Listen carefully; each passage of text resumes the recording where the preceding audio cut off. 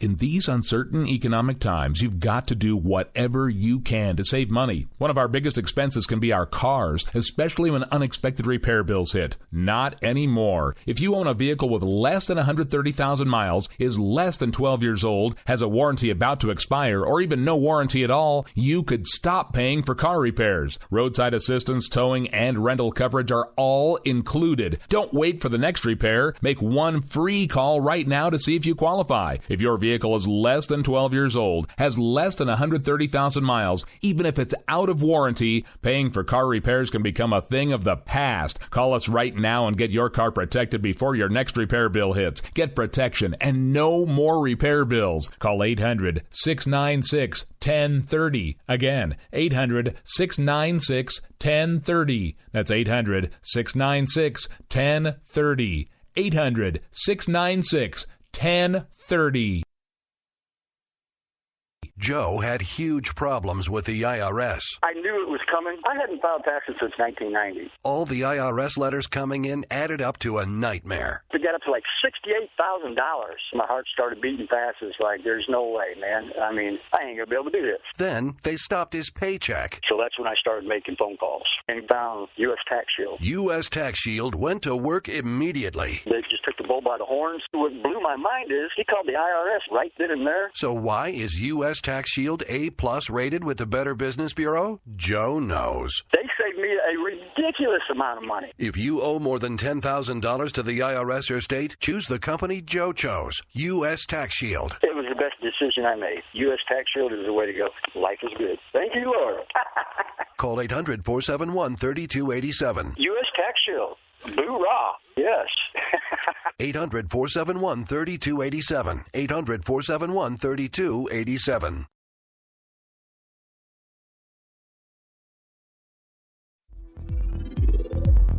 K98 Talk is expanding its lineup for 2015. This means we're expanding our advertising base. Whether you're a startup trying to push through to the next level or an established business trying to supplement your advertising budget, web-based advertising is a solid investment. Thanks to Talk's newest partnership with TuneIn Radio and instant access to our sister station, K98 FM, we give you worldwide access at a reasonable cost. Interested parties should email us at advertise@k98talk.org.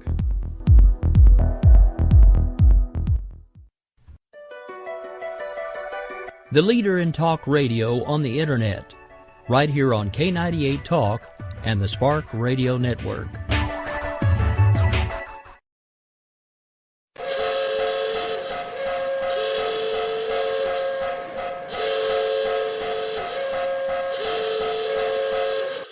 Ladies and gentlemen, may I have your attention please? America Off the Rails has been declared a conservatives-only safe zone. Only conservatives allowed from this point forward. Any liberal, socialist, butthurt, hippie, tree huggers, please exit the facility immediately. Again, attention please. America Off the Rails is now designated as a conservative safe zone only. All butthurt, tree-hugging, hippie, free-to-be, you-and-me types exit the facility immediately. Thank you. We will keep this promise to the American people. If you like your doctor, you will be able to keep your doctor, period. If you like your health care plan, you will be able to keep your health care plan, period. This is the most transparent administration in history. Not even a smidgen of corruption. Fact is, we had 4 dead Americans. What difference at this point does it make? If you got a business, you didn't build that. Oh, welcome to the face. Welcome to the face of the new democracy. Don't expect us to admit a mistake. We're paying off election debts to those who will take. Attorney General's lying even while. It's time to hear the truth about America's biggest challenges. You're listening to America Off the Rails with your host, Rick Robinson. That's right, folks. It is Friday, January 1st, 2016. That's right, first day of 2016. I'm going to be joined here in just a moment by a phenomenon over here at the Spark Radio Network, the one, the only, the Grouchy. You may have gotten to know him on Facebook. I know by now you follow him along on Twitter, but we've had him right here on the radio for quite some time now, right here on the Spark Radio Network and our internet flagship, K98 Talk. He'll be joining me here in just a second. I want to give a quick shout-out to the rest of the affiliates. So anybody listening on AM/FM 24/7, Happy New Year to you. Red State Talk Radio, thanks so much for having us over there. High Point Radio out of New Jersey, WNJC 1360 AM, and the list just goes on and on and on and on, and at some point I'm just going to get something recorded so I can just play it at the opening of the show, because half the time I forget half of them, and I do apologize for that. All right, so since I am only running on about a half a tank of caffeine and still suffering from a migraine, and no, I didn't party on New Year's, I'm just old. Good morning, G. How are you? Man, it's fantastic. What a great day to kick off the new year. It's about 45 degrees, drizzle rain, overcast skies. Yeah, everything you expect from winter on the Gulf Coast, right? Yeah, no. This is ridiculous. It has been raining for 2 weeks straight here since my first day of vacation started, as a matter of fact. And I'm quite ready for some sunshine. So basically what you're saying is God hates the fact that you're on vacation.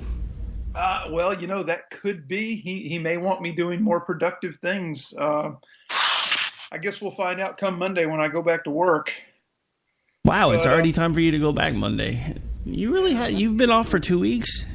I have. Dang. It's glorious. Well, it will be till Monday.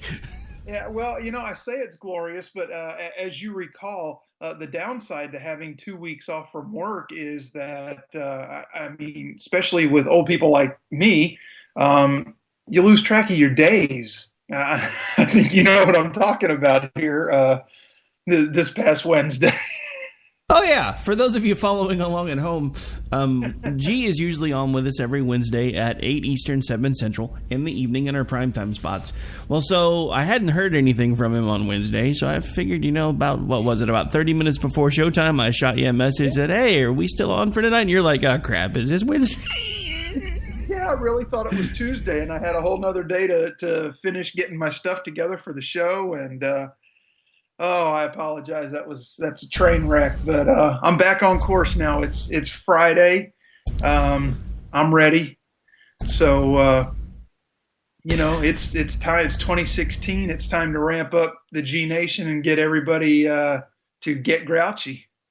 Well, to be fair, in between broken computers, weather issues, power failures, I really haven't done too much in the way of live radio over the last couple of weeks either. So I do fully understand and feel your pain. That was one reason why I wanted to make sure that we did one today, even though I still feel like somebody hit me with a truck and then backed over just to finish the job.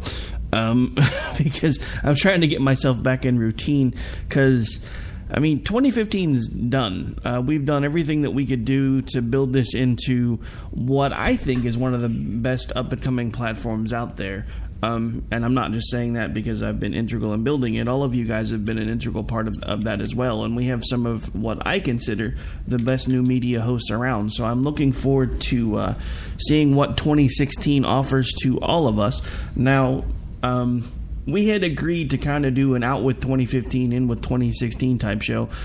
Most of this, for those of you who enjoy Trainwreck Radio, is going to be entirely off the cuff, which is what we like to call Trainwreck Radio around here, because, usually like G and I will prep a show for 2 to 3 hours before we come on the air. For those of you who think this is easy, you should really try it sometime, because for every hour that we're on the air, we're usually doing at least 2 to 3 hours worth of research. And then unless you have a production assistant, which luckily I have children, so I've drafted 2, you're usually doing about another 2 to 3 hours of production work to make any 1 hour of radio work. But we do occasionally like to do these off-the-cuff episodes, and I actually kind of enjoy them. They don't always come out as planned, but they are usually entertaining. So I'm going to let you have the first part of this again. What are some of the biggest things that stood out to you for 2015? Well, 2015, if you recap, go through the major news outlets, the ABCs, the CBSs, the NBCs, Fox News, CNN, all the garbage, lamestream media, you'll find that most of them consider things like the Paris attacks, which legit, very legit, both in January and later in the year, the Charlie Hebdo attack, very legit, big story. Not just an attack on Paris and not just an attack on a magazine, but an attack on an idea of freedom and free speech. Huge story as far as I'm concerned, especially where Americans are concerned. I know the French don't enjoy the same rights that our Constitution promises us, that our Creator gave us, but largely they are a free nation, minus the tax burdens. But to me, the Paris attacks scream top story of 2015, along with there's a certain, I hate giving it to the political side of it, but 2015, if you look through these early presidential hopefuls, what a huge story for both parties, not just the Republicans, literally huge on the Republican side, a massive ticket of hopefuls.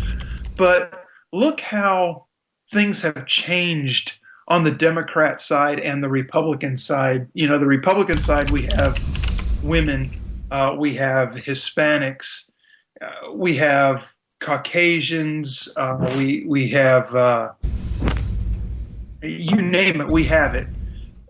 The Democrat ticket has gone from being the all-inclusive ticket to the old white ticket, a complete flip for them as well.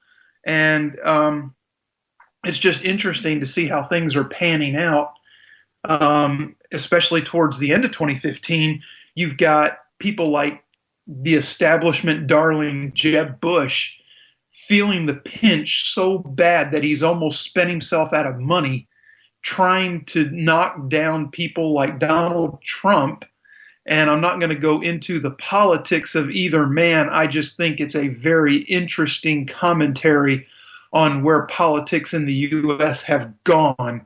We'll save the opinions on each's policies for a later date and time, unless you want to get into that yourself, Rick. But I just think it's a really interesting story in general. No, I mean, I think we've talked about both of their policies enough. I will say that I think anyone who is trying to swing for the fences when it comes to Trump and trying to knock him off his pedestal is making a mistake. These people that are going up against Trump should be focusing on the things that he can't focus on. They should be focusing on what their policies would be should they be elected and how they're going to get things done.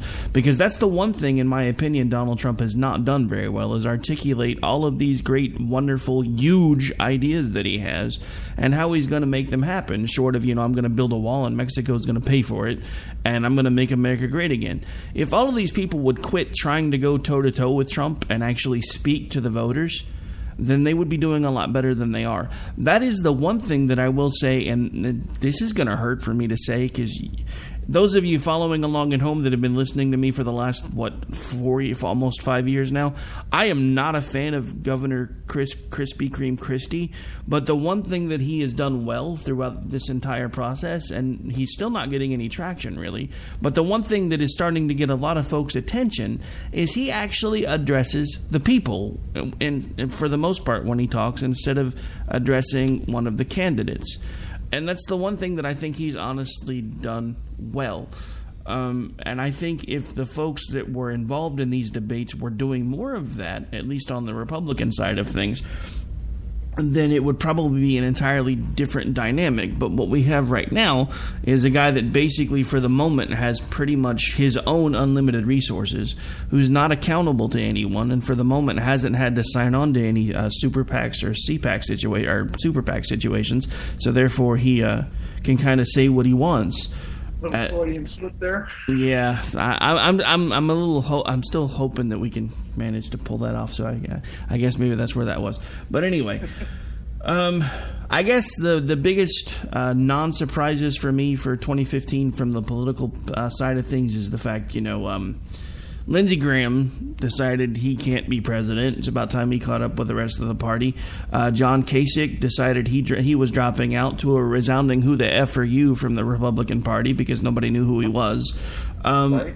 I guess one of the biggest things, and I just found out about this today, Ben Carson's campaign seems like it's eating itself, so I don't know how much longer he's going to be around either.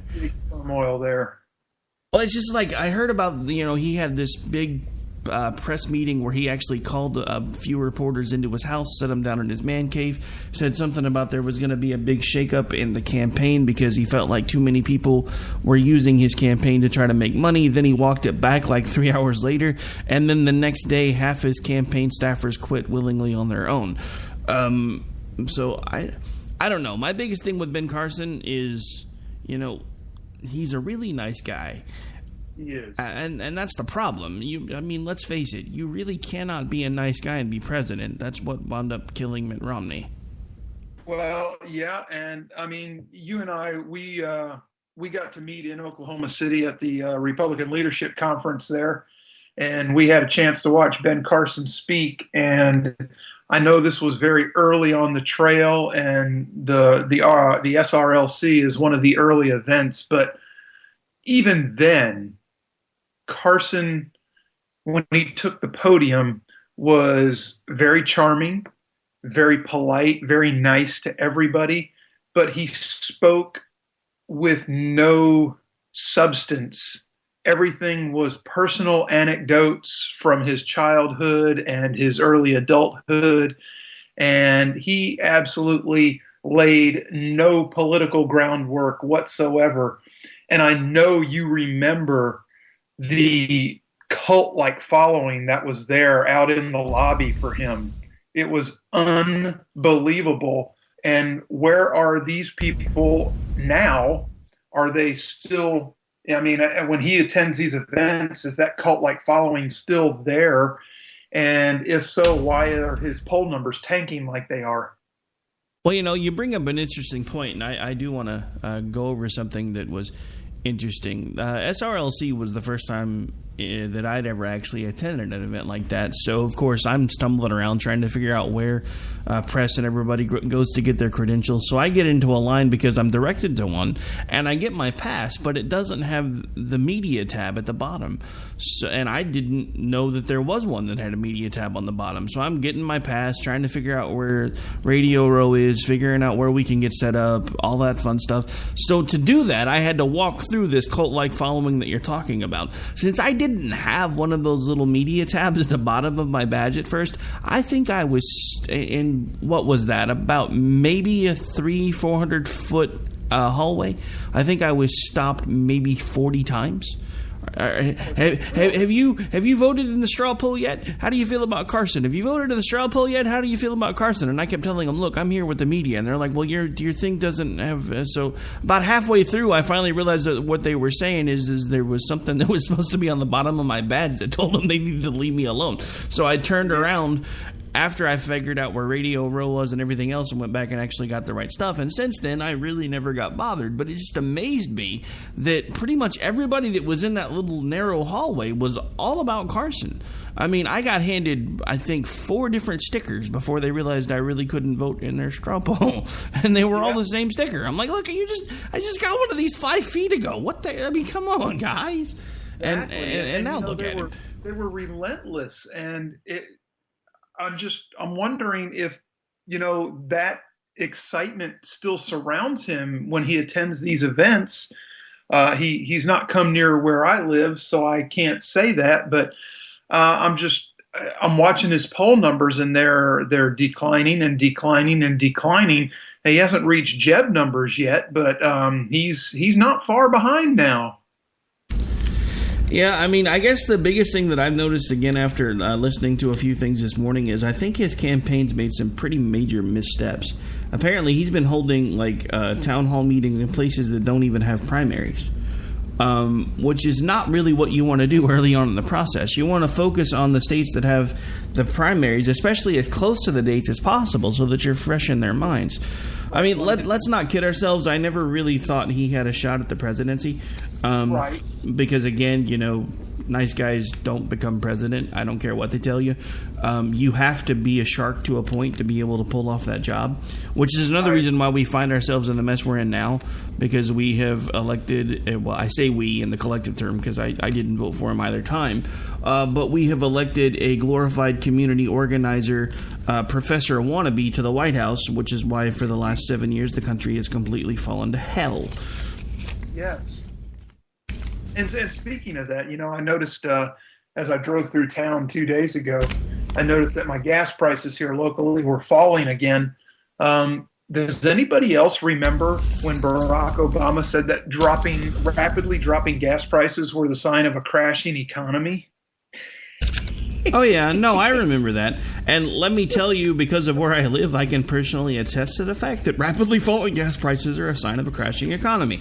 My state is in a turmoil right now trying to figure out how to fill in, I think it's about a $9 billion budget shortfall because of the falling gas prices.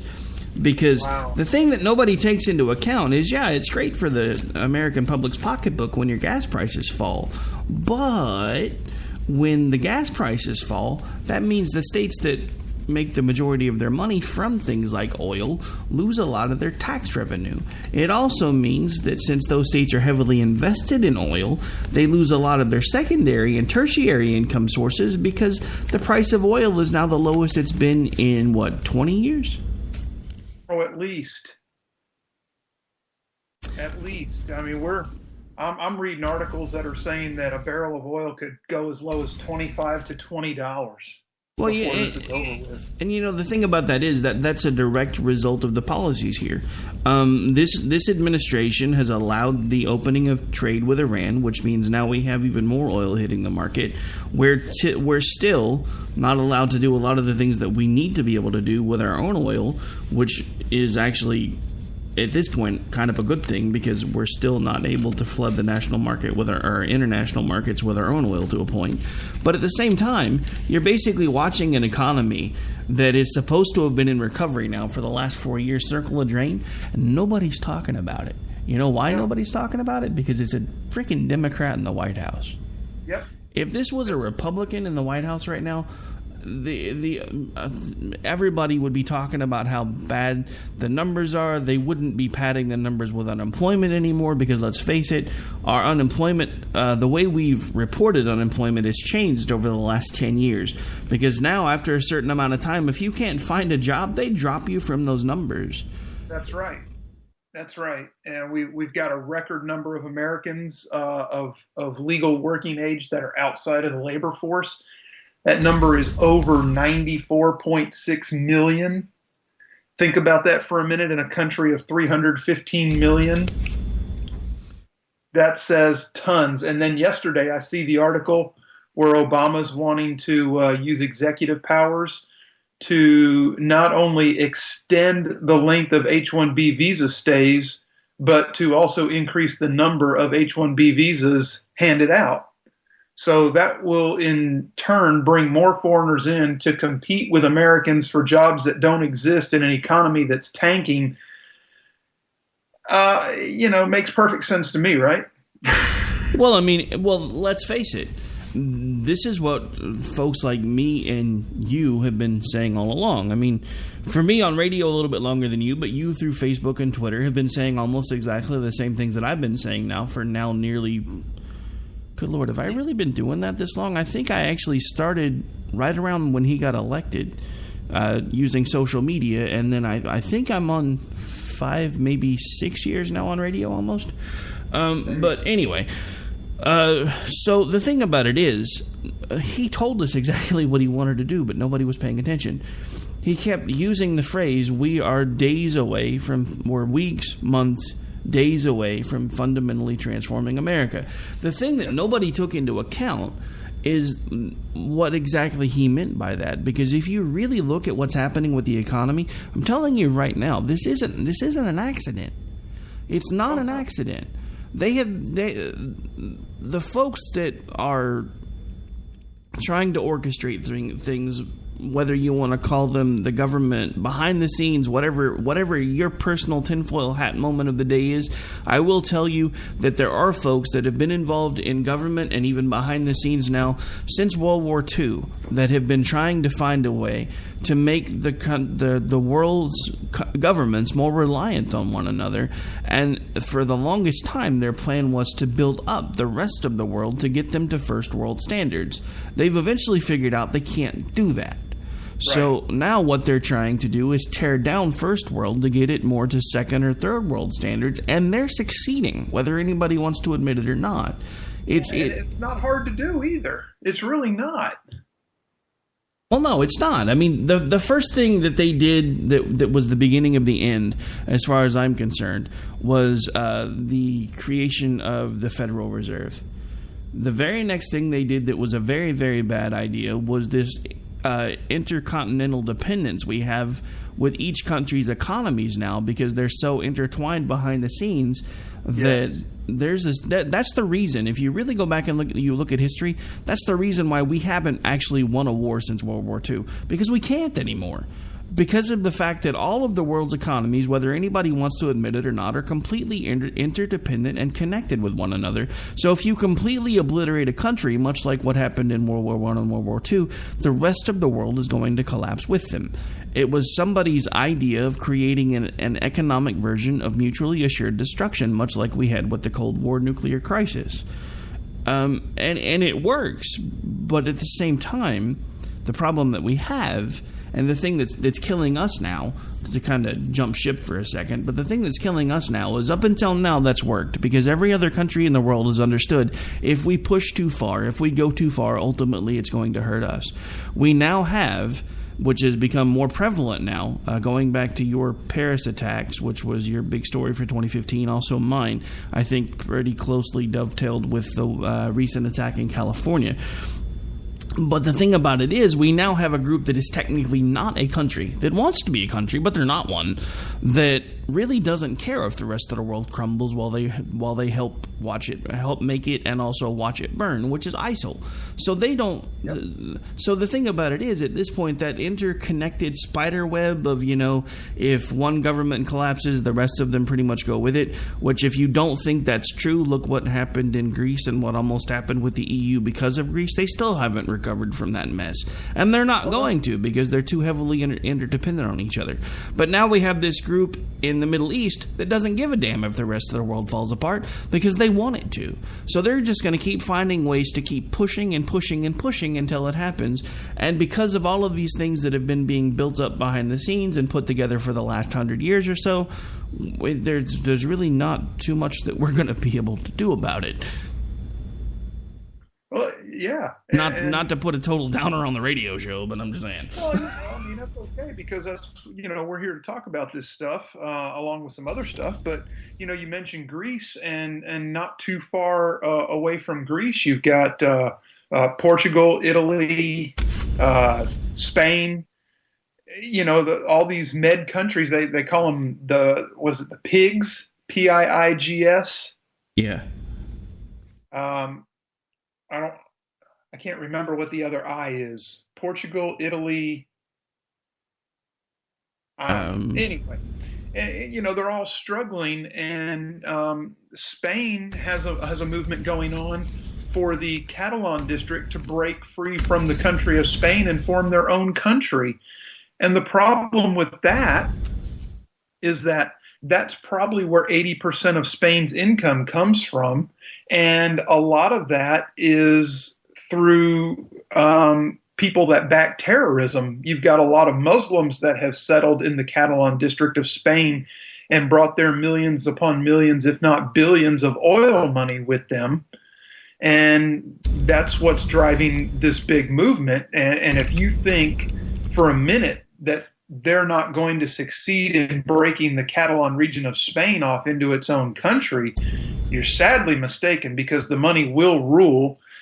And then watch what happens to that region. It will quickly become an Islamic nation. No, it wouldn't surprise me at all. I don't know. I mean, the more that I look at everything that's going on, the more that I just think the American people just have stopped paying attention altogether. Either that or one. I'm sorry, you kind of broke up. What was that last bit? I said they're either not paying attention or they quit caring. One. And you know that's the other scary thing about it. And I'm not going to mention anybody by name, but we do have a host here who used to do a political show, who's not currently doing one any longer, who actually informed me during 2015 that he was so disenfranchised with the political system in this country that he actually, not only in the beginning of 2015 did he change his party affiliation from Republican to Independent, he then later in 2015 actually burnt his voter registration card as a form of protest. Well, that's all fine and good, but if you're so disenfranchised that you're not going to vote and not going to be part of the process, then you really can't be complaining. So, take it with a grain of salt. Either participate and have some skin in the game and care, not to try to break anybody down, but give a damn, or back away from it and don't say anything to anybody about anything.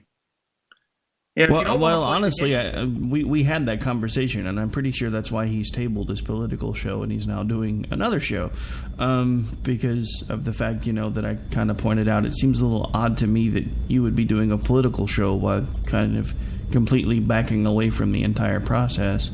And shortly thereafter, he made some changes, and then eventually the show stopped, and now he's doing another one with also another former co-host of mine who really seems to have lost a flavor for politics. So now they do basically a nerds-only podcast about anything but politics.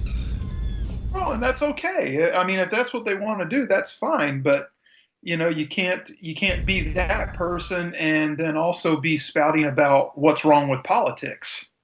Yeah, I mean, that argument has never made any sense to me, and that's actually one of the biggest things that, I mean, I don't know about you, but I'm pretty sure everybody's father has basically said the same general statement, because I know mine always told me when I was a kid, when he was grumbling about stuff, he's like, well, the thing to always keep in mind is you really can only bitch about it if you're actually involved, so... yeah, and granted, my lessons were limited. My father's been passed for 20 years now, but, things that he did manage to teach me before he left, they just parlayed into that. So, I mean, it just seems logical to me. All right, well, at this point, we actually are a little bit past the bottom of the hour. We're going to have to take a really quick break, and then we'll come back and finish out the show. Wow. Been a while since I've been live. This goes by quick.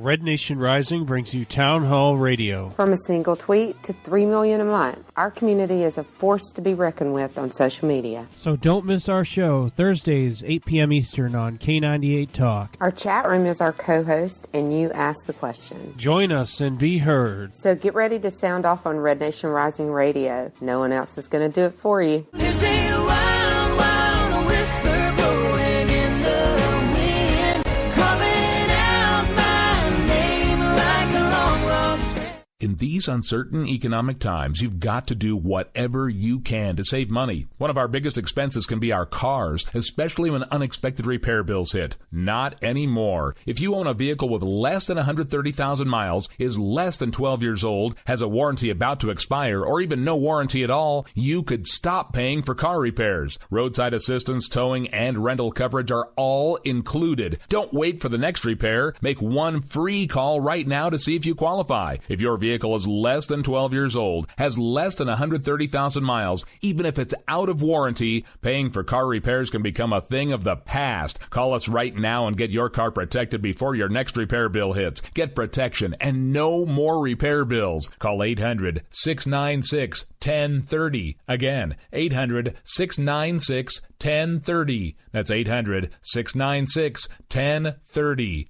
800-696-1030. K98Talk.com, a leader in Internet radio. So grab your seatbelts and take the ride of your life on K98Talk.com. We will never fully understand what we've asked of our military service members, of their families or their children, asking them to deploy, patrol, stay on watch, on point, asking them to put themselves in harm's way, to endure it all. But we do understand that it's our turn, our duty, to bring them all the way home, to keep them secure, to have their backs for the rest of their lives. Wounded Warrior Project long-term support programs do whatever it takes to help our most severely ill or injured veterans live independently, at no cost, for life, so that they might stand at ease. Find out how you can help at findwwp.org.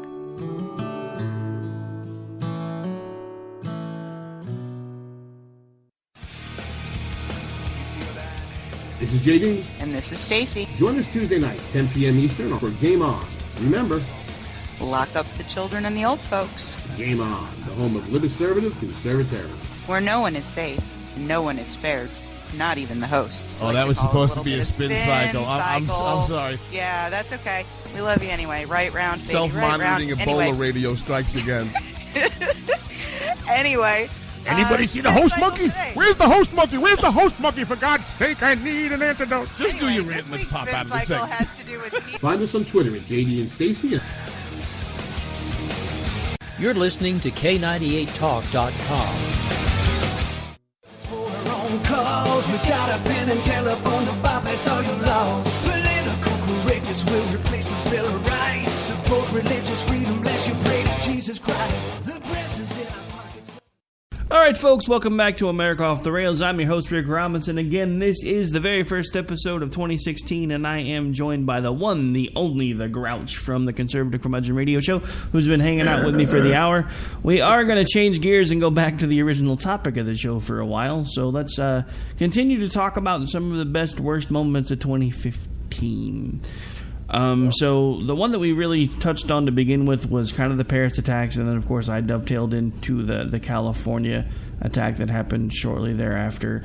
I think those have got to be the two both biggest stories and worst moments as a whole, because to me, of my mindset, that was when to me I finally realized that at this point we are losing control and losing the war on terror.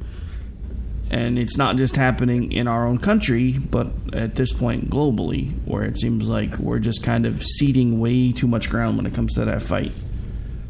Yeah, we are. Terrorism worries have stricken across the country. It shows in the polls that, these major groups, Rasmussen and Quinnipiac do. It shows terrorism up at the top of the list, even above the economy. As far as concerns for Americans. And, you can't just stop with just thinking Muslim terrorists. We have domestic terrorists, not necessarily radicalized Muslims, not necessarily Muslims at all, that are wreaking havoc, not just on large scales, but on small scales, little things that add up over time. You get the Tamir Rice, you get the Freddie Gray, you get this, you get that, and boom, you got Black Lives Matter chanting that they want to kill cops in the streets. And, that's a big problem. And whether you want to admit it or not, that's terrorism. And you combine that with these radicalized lone wolf types like San Bernardino and wherever else, and then combine that with the migrants that Obama's wanting to bring into the country and is bringing into the country, and what's happening in Europe. Man, I see big problems ahead for 2016. Look, Angela Merkel just the other day told German, she made this big speech imploring the German people to see the migrants as a beneficial opportunity. A beneficial opportunity for what? And for whom? To see their wallets drained and their country destroyed and their culture destroyed and their women beaten and raped in the streets, because that's what's going on. Let's drill down on a couple of the things that you just brought up, because I guess one of the other biggest things that I noticed for 2015 that not only was a big story but also kind of an alarm bell situation for me was all of these liberals, and especially liberals of color, that were now screaming for things like safe spaces. Segregation, you mean? Well, yeah, and let's call it what it is. That's exactly what it is. But at this point, it's a willing segregation, which, to my mind, leads me back to Martin Luther King. And at this point, if the phrase "spinning in your grave" was a legit thing and it actually did happen, at this point, he could probably power a small city. Oh yeah, without a doubt, and he would be sick to his stomach. It's just unreal that they have turned back the clock on everything that he fought for. And it's funny that you mentioned that, too, because one of the things that everybody kept saying before Barack Obama got elected was the fact that we're going to have our first black president, and it's going to make race relations so much better in this country. And the exact opposite has occurred. At this point, we're basically back to pre-1969. Yeah. Oh, yeah, without a doubt. And it's horrible to think that this man who was, they even called him early on, before he was elected and right after, the great uniter. And he's been anything but. It's just unreal the amount of disdain that he has, not just for capitalism, but just for America in general, for everything that America has achieved and how they achieved it, or how we achieved it, I should say. He has a complete disdain for the history of this country. Well, let's face it. Look at where he spent most of his adult life in the church that he chose to attend, which if you listen to some folks, that church attendance was more like a beard, let's say, because there are certain folks that are convinced that he's not necessarily a Christian, but that's a conversation for another day as well. So you can debate that till you're blue in the face either way. It doesn't really matter, though. That's the thing. It's insignificant to the point of he hates everything that made America exceptional. Well, look at the influences in his life. Look at the people that he's hung around. It's no wonder that he hates everything to do with America and thinks capitalism is evil. Let's face it, there are plenty of things that are broken in this country, and we truly don't have a capitalist form anymore. It's more of a crony capitalist type thing. So there are things that definitely need to be fixed. But if we could get the right people pulling in the right directions, we could see prosperity like no one's seen since ever. Because everything's in place to make it happen, but nobody wants it to happen, because here's the thing with his side of the argument. And the sad thing about his side of the argument is more and more it's becoming our side of the argument, which is the more people that are dependent on the government, the more control the government's going to have. So they truly don't want to see any type of prosperity unless it's brought about by government programs. You are right. You are spot on right. It's going back to, the segregation conversation that we had a few minutes ago. I have been saying now for years that there is a new form of slavery, and it has nothing to do with skin color anymore.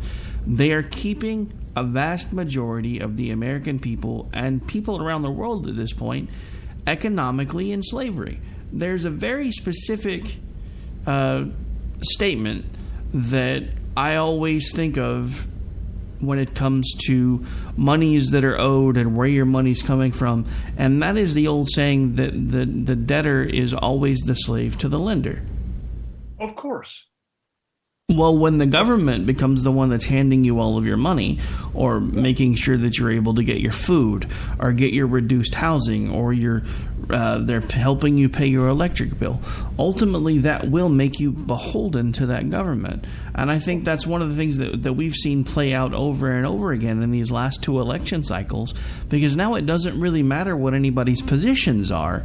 And again, this is now evident now even in this election cycle. It really doesn't matter what your positions are. It matters how loudly you scream. And ultimately, who winds up winning is the one who offers the most free stuff. That's the sad part, is the free stuff. It isn't free. That's what people don't realize. Oh yeah, but I mean, there are people on our side of the aisle that don't even grasp that. I mean, I have that argument every day. You know, it's like the whole Bernie Sanders free college thing. Where exactly do they think that's going to be free? The reason this is the thing nobody wants to talk about when it comes to his idea of the government paying for college. The reason college prices are as bad as they are right now is because the government got involved in the first place. Right. Absolutely right. Because let's be honest. There are people behind the scenes in any type of government contract that when they realize that they're going to get some sort of reimbursement from the government, the first thing they do is raise their price by 150%. Yep.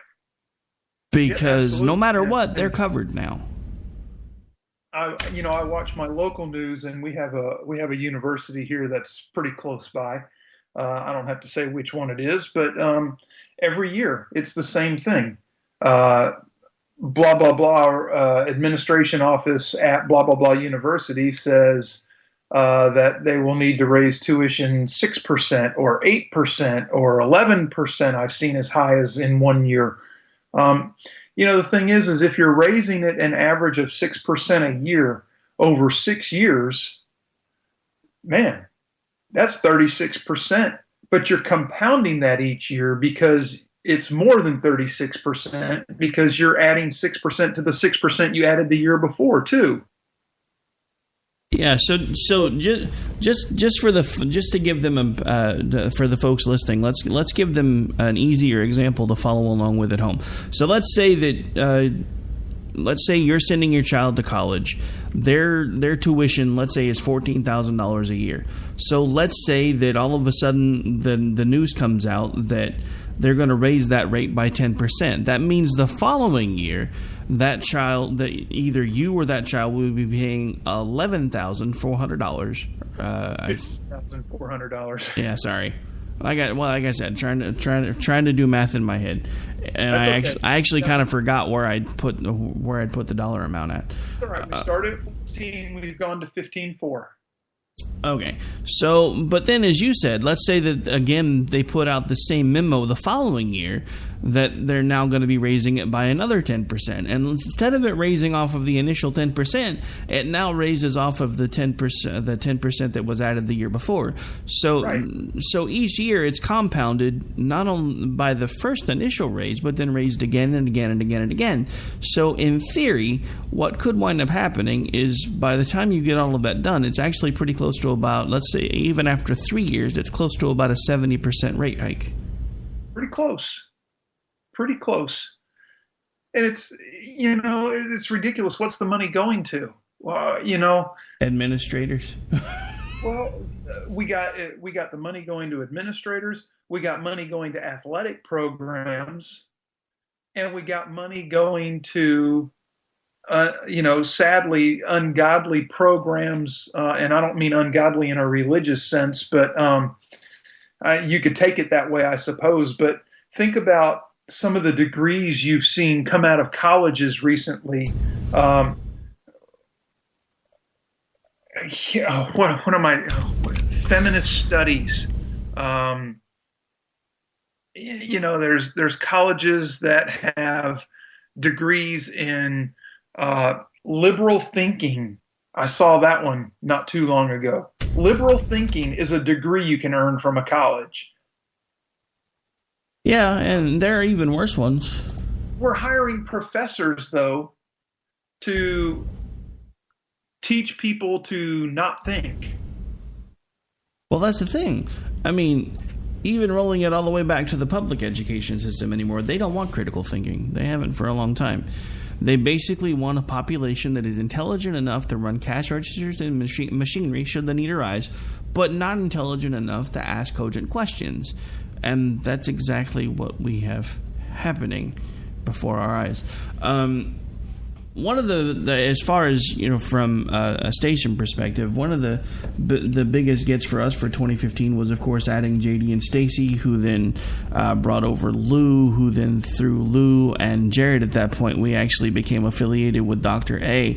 Dr. Arrington, for those of you who don't know, does a show here every Sunday, Office Hours with Dr. A. But he's been on with me a few times, and one of the things that he pointed out, and I never thought about it until he brought it up, is that because he is actually a political science professor, one of the things that they'll do is they'll look at sociological patterns. And he's basically told me during his first 2 visits on my show that, you know, studies have proven that it basically takes about 2 generations to see a complete and total mind shift within a country. And we are now to the point where, thanks to national groups like the National Education Association and the other folks that have been quietly pulling strings in our education system now for nearly 2 generations, we are seeing the fruits of that exactly happening. We now have basically a large population segment where anybody below the age of about 25 thinks that some form of socialism is the way this country needs to go, which is another reason why Bernie Sanders, or as I like to call him, Jim Ignatowski, is suddenly all over the polls everywhere. Bernie. But so real.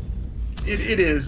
You know, the thing is that if we keep on this path of socialism, though, you know, there's a group of people in this country that pay for that. They're known as the workers. And if you keep taking from them, they're going to lose their initiative and incentive to work and earn. And eventually they're going to say, why should I bother? They'll just keep giving me, they'll keep giving my stuff away. Why don't I just quit working and let them give me stuff instead? Yeah, for those of you who like to read and follow along with history, one of our very first colonies here in this country was a socialist colony. They starved to death. Yeah, absolutely. And it all started out well, good and great because, you know, it was, you know, everybody working together, everybody doing their part. And then it got to the point where the ones that were working their asses off looked around and realized that there was half the people that were just sitting around doing nothing. So eventually everybody started sitting around doing nothing, and then they froze to death one winter and went hungry because they didn't do anything because everybody got pissed off. But, you know, the thing about that is, you know, and I've heard the same analogy where I don't know if it's a true story or not, but apparently there was a college professor one year that decided to hold an experiment and basically started averaging everybody's grades together and gave the class the grade that everybody earned by averaging them all together. Eventually everybody in the class got an F because everybody got pissed off and stopped trying. Right. Yeah, I've seen that story. I don't know whether it's true or not as well, but yeah, interesting story. Well, look, we're actually winding down. We need to touch a couple other things real quick. Yep, I was about to change gears, so why don't you go ahead and take it? You know, we need to address real quick some other big stories from 2015 that are going to roll forward. Are definitely climate change, otherwise known as the weather. It's unreal how much money is being spent trying to combat the weather. And Obama has another year of trying to get this over on us. And hopefully Congress wakes up and realizes why we elected the Congress we did back in 2014 in the midterms and shuts him down on this, pulls the purse strings shut. Not encouraged by what I've seen from the new speaker so far. So I can't say I'm You mean Obama's excited. beard? Yeah, with his beard so he doesn't look like Eddie Munster. But you know, the other thing too is I want to address real quick, just from a personal standpoint, at least, the race relations in this country are horrific at this point, and a lot of that is due to the administration, and not all of it, but a lot of it. There are other factors, but know this if you're listening and you try to interact with me, whether it be in person or online. I don't care if you are white, black, brown, red, green, purple, blue, or plaid. You will be judged based on your ideas, your thoughts, your words, your actions. I don't play the race game. I'm mixed enough as it is. I don't need anybody's help throwing a race card around. I'm brown, I'm red, and white. I've never been enough of any for any group to fully accept. I don't really care. But that's just how it is. So before you come at me with a race card drawn, you better have your ammunition, because it's a game I don't play, and I don't suffer fools well. And that's why they call me Grouchy. Well, I mean, if they're going to come at you with a race card, they better have a full deck, because you got a lot of races in there. Yes, I do. Yes, I do. All right, so as we wind down for the last few minutes, go ahead and tell folks anything that you're particularly looking forward to or things that you want to see happen in 2016. Well, for 2016, obviously, one of the big stories, not just in the U.S., but worldwide, is going to be our presidential election.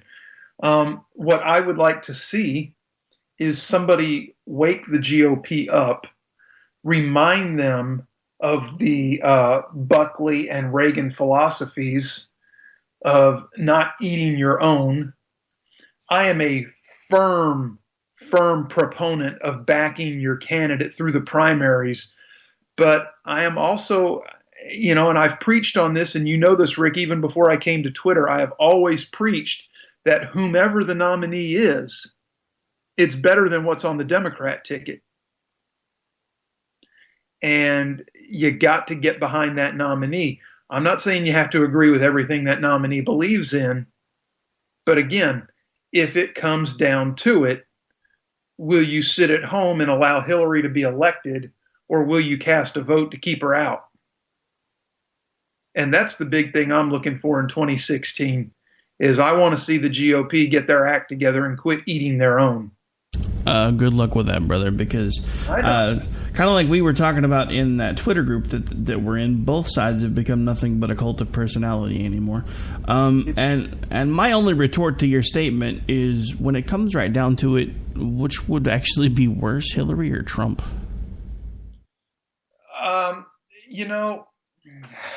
We could go a full hour just on that discussion.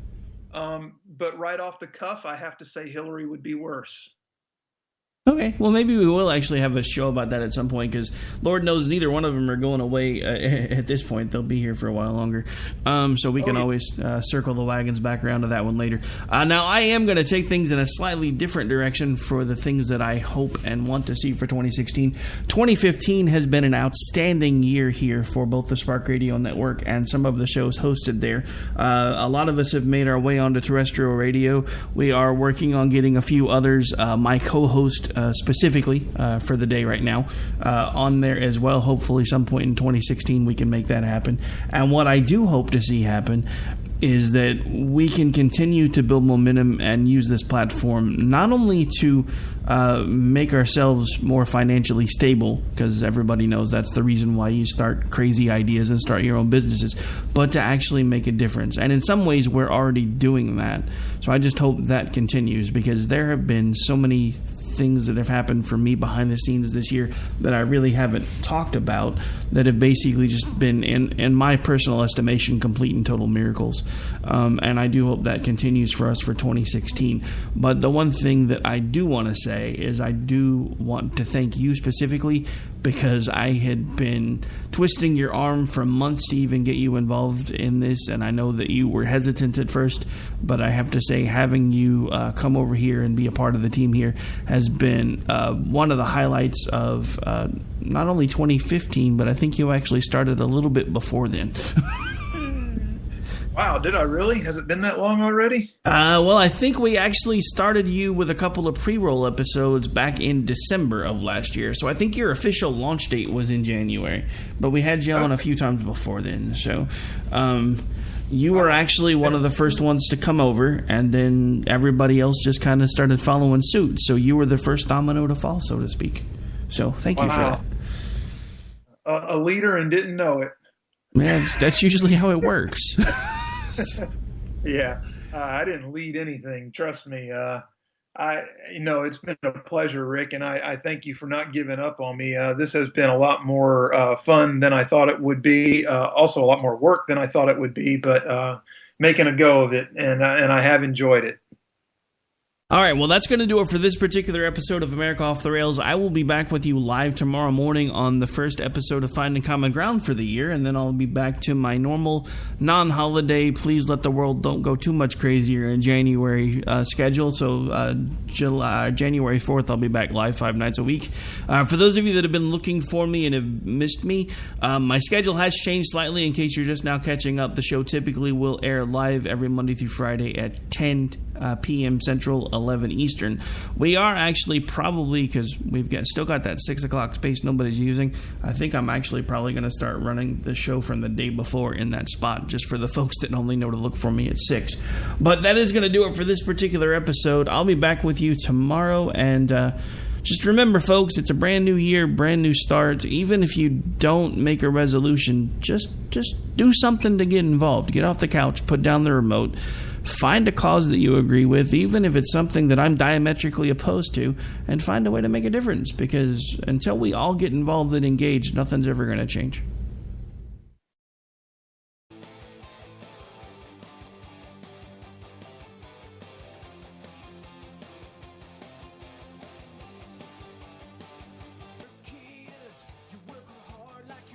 Both did everything you earned by breaking your backs. We're gonna redistribute when we make our big tax. Hey, sit back down.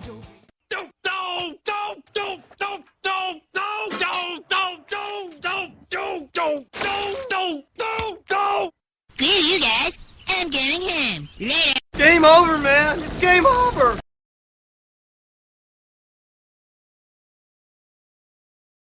When our water heater broke down last month, it was a nightmare. It took 5 hours for the plumber to show up, and he charged us a couple of $100 just to come out. Then it cost another $1,800 to put in the new water heater. By the time it was all said and done, I felt like I'd been taken. But what else could I do? The smartest thing you can do is get a home warranty from American Residential Warranty. Their home warranties pay to repair or replace all your major appliances when they break, and they will break, and at the worst possible time. Call American Residential Warranty right now for free information on home warranties starting at just pennies a day. Don't wait for your refrigerator to stop running or your ceiling fans to stop turning. Call American Residential Warranty right now. Ask how you can save up to 50% on washer and dryer coverage. Just call 1-800-513-6154. That's 1-800-513-6154. Again, 1-800-513-6154. Call now. Tired of paying outrageous prices for Viagra? Well, we have great news for you. Now you can finally get Viagra at huge discounts. Healthy Man allows you to save up to $500 on Viagra. Why pay U.S. pharmacy prices of $15 per pill or more when you can get Viagra for less than $3 a pill? Call today and get 40 Viagra pills for only $99. This can cost as much as $600 at your local pharmacy. You can't afford not to call us. If you want Viagra at the lowest prices, never pay $15 a pill pharmacy prices again. Get Viagra for less than $3 a pill. Call 1-800-516-7602 today and save up to $500 and get 40 pills for just $99. Healthy Man is fast, easy, and affordable. Operators are waiting at 1-800-516-7602 to take your call right now. Call 1-800-516-7602. That's 1-800-516-7602. Again, 1-800-516-7602.